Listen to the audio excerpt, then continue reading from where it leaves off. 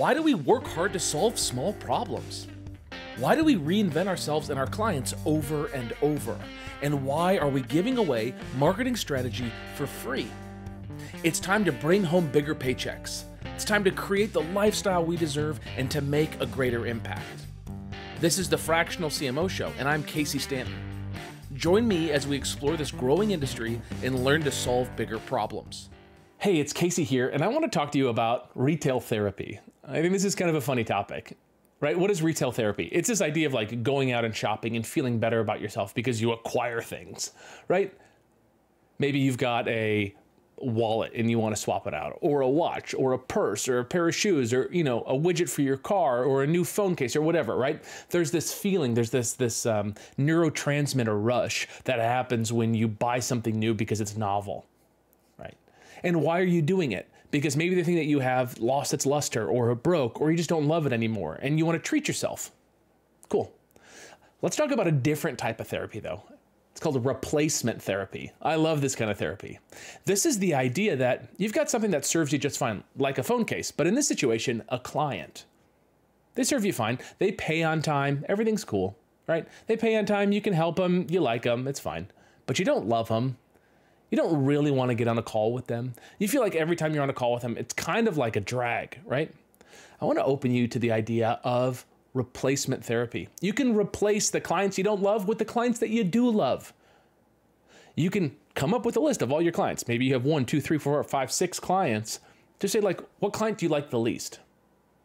Oftentimes they're the ones that pay us the most, right? Because they're the ones that like we're stuck with, we kind of feel like, because they help us make ends meet.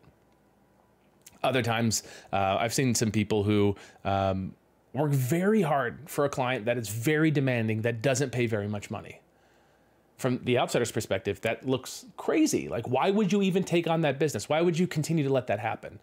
But for them, they have their own reasons, whatever it is. Might feel a sense of commitment to them. It might be a sense of proving themselves. Maybe they feel a little ashamed that they can't transform their relationship into something else. Maybe, there's a desire to get deeper into the industry, or they think that that person's a connector and they can get them in deeper into that niche so that they can, bring in more business. I don't know what it is, right? It could be different for everybody. But there's this notion that you can just replace them. What would that be like?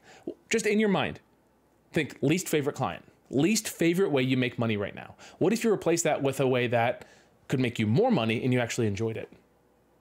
I'm here to tell you that companies want to hire you as a fractional chief marketing officer if you can get in front of them, keep them warm, right, and then ultimately sell them.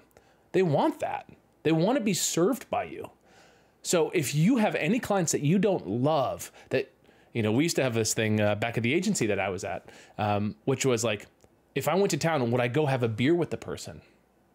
If the answer is no, then I kind of don't want to work with them, just generally. That's not the life I want. I kind of just want to like show up in a town because my wife and I are traveling, or I'm speaking somewhere, or seeing family or whatever. And, oh, there's a client here. I really want to spend an extra half day just so I can go kick it with them, have a beer and catch up. Those are the people I just like want to kind of surround me in my life, people that I like. So if that resonates with you, who are you going to get rid of? Just think of who that is. Now, the next part is, what's your plan to get rid of them? The only way you can do this, I think, in a safe way, like let's say you're the solo person in your relationship, in your partnership, or in your marriage. Maybe you're the sole breadwinner. You're the person who makes the money. Okay, if that's kind of like your setup. It would be pretty scary maybe for you to lose some of that income. I mean, your quality of life might increase, but that loss of income might sting a lot. So you can't just be like, hey, honey, I'm just going to go fire this client. They'll be like, how are we going to pay for, X, Y, Z? Good question, right? So what you have to do is you have to build up a pipeline of qualified business of people that want to work with you.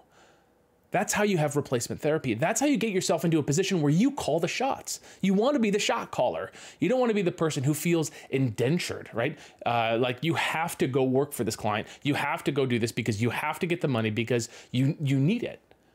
You don't want to be in a place of need. You want to be in a place of want. You want to be able to satisfy your monthly nut and your savings nut, right? In a way that feels great. And then you want to be able to make a lot more on top of that. Well, when you enjoy the work, you're more energized, you're more creative, you come up with better ideas, you serve the client in a better, more effective capacity. And that's exactly what we teach inside of the CMOX Accelerator. I teach marketing consultants, agency owners, and CMOs how to become a fractional CMO.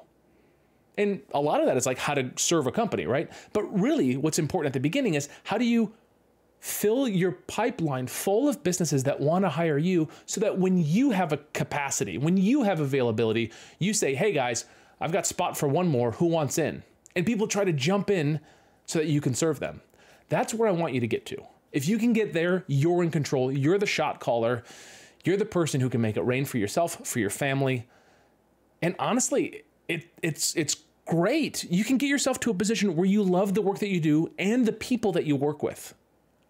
I just want to encourage you to like live that life. Nothing is stopping you except for maybe something in your mind.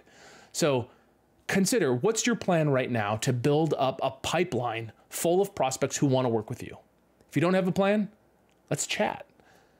Go over to cmox.co, click on the schedule a call button, and let's chat. Let's have a conversation.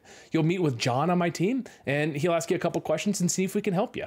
And if we can, then we'll get you rolled in, and I'll support you by laying out your game plan on specifically what you should do in order to build your business as a fractional CMO. We've done it for dozens of others. I'd love to help you if you're open to it and willing to do the work. All right, if that makes sense, go to cmox.co and click schedule a call, and we'll talk soon. See ya. Thank you for joining us for today's show. For more information and episodes, visit our site at fractionalcmoshow.com. Go ahead and punch that like and subscribe button on your favorite podcast app. It means a lot, at least to my mom.